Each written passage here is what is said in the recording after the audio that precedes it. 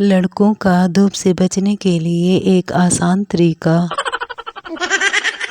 हमारे यहाँ मौसम का ये हाल है कि कपड़ा धोते ही सूख जाता है और पहनते ही भीग जाता है। बाप बेटे की हेयर कटिंग को समझने की कोशिश करें और जब कपड़े पहनने के बाद इनको इस्त्री करने का ख्याल आए। बीवी को पागल औरत की बजाय पागल लड़की कहने से मामला ज़्यादा बेहतर तरीके से हल हो सकते हैं। मुझे कोई तो तमीज़ से मिला दे, सब उससे बात करने का कह रहे हैं। शायद इसे ही कहते हैं शादी के बाद एडजस्ट करना। अम्मी ने कहा मुर्गियाँ पालने का शौक है तो इनका गंद खुद साफ करना।